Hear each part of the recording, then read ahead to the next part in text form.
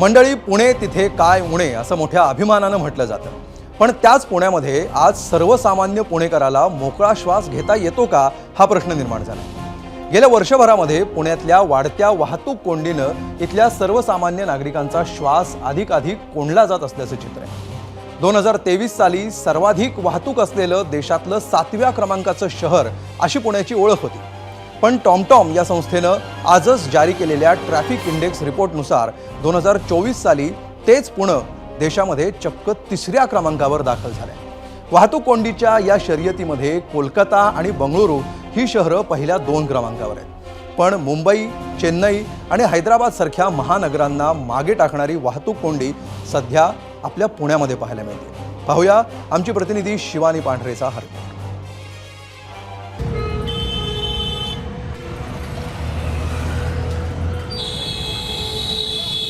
शनिवारवाडा पुण्याची आन बान आणि शान. मात्र याच शनिवार वाड्याकडे येणाऱ्या प्रत्येकालाच वाहतूक कोंडीचा मोठा सामना करावा लागतो. दोन्ही रस्त्यावर कायम वाहतूक कोंडी असते. Yeah, there are a lot of traffic.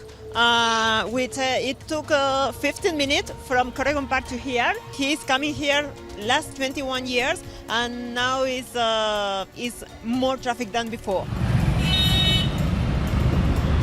वाहतूक कोंडीत पुणे शहर हे जगात 4थ्या क्रमांकावर आणि देशात 3ऱ्या क्रमांकावर आहे. आणि याच निमित्तानं आपण पुणे शहरातल्या वेगवेगळ्या परिसरातला वाहतूक कोंडीचा रियालिटी चेक घेणार आहोत. पुणे तिथे काय उणे असं म्हणत पुणेकर मंडळी आपल्या शहराचं मोठ्या अभिमानानं वर्णन करतात. पण त्यांच्या अभिमानाला गालबोट लागणारा अहवाल टॉमटॉम या डच लोकेशन कंपनीनं 2024 साली केलेल्या रिसर्चनुसार दिलाय. जगभरातल्या विविध शहरांमध्ये होणारी वाहतूक कोंडी आणि तिच्या अनेक समस्यांचं टॉमटॉम ही संस्था सर्वेक्षण करते.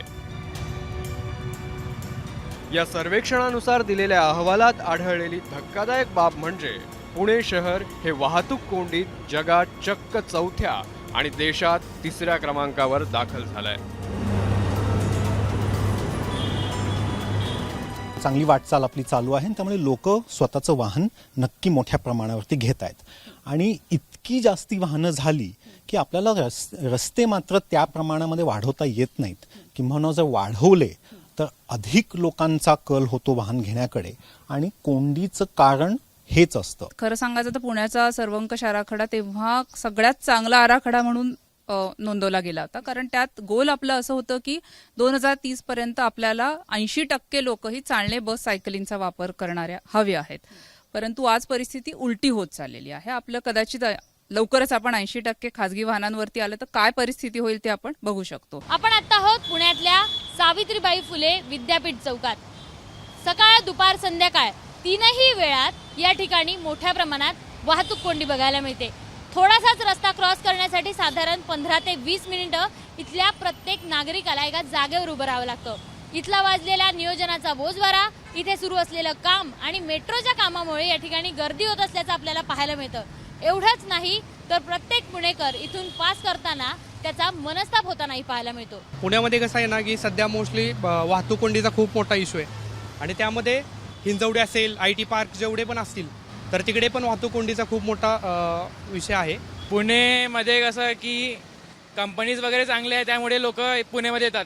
पण इन्फ्रास्ट्रक्चर खूप खराब आहे. जसं रस्ते वगैरे बघितले, रस्त्याच्या मधोमध्ये मॅनहोल्स वगैरे आहे, त्याच्यामुळे गाडीचं एकदम नुकसान खूप होते. आता माझी गाडी मी कितीतरी त्या महिन्यातून सर्व्हिसिंग करायला लागते, तिला खर्च खूप येते. एवढं गड्डे वगैरे आहे, एवढं ट्रॅफिक एवढं आहे, टाईम खूप लागते. त्यासाठी काही करायला पाहिजे त्यांनी, काही नियोजन वगैरे.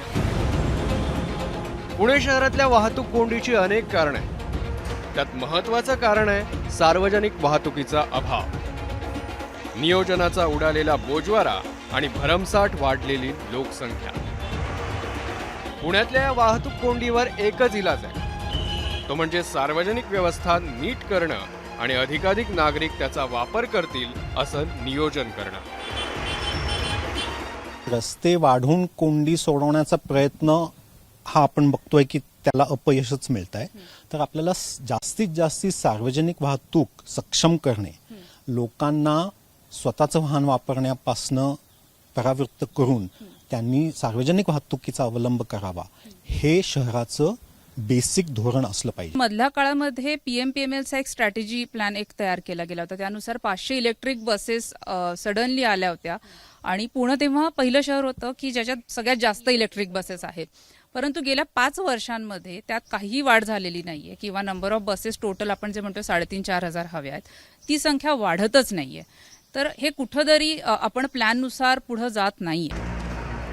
पुण्यातली वाहतूक कोंडी दूर करण्यासाठी शहरात अनेक ठिकाणी पूल बांधण्यात आले, पण ते पूल चुकीच्या पद्धतीनं बांधण्यात आल्याचं तज्ज्ञ सांगतायत. आता मी आहे पुण्यातल्या नळस्टॉप परिसरात. डेक्कन पासून तर चांदणी चौकाकडे जाणाऱ्या या रस्त्याची वाहतूक सोडवण्यासाठी 2 ते 3 वर्षांपूर्वी हा मेट्रोच्या खालचा पूल बांधण्यात आला.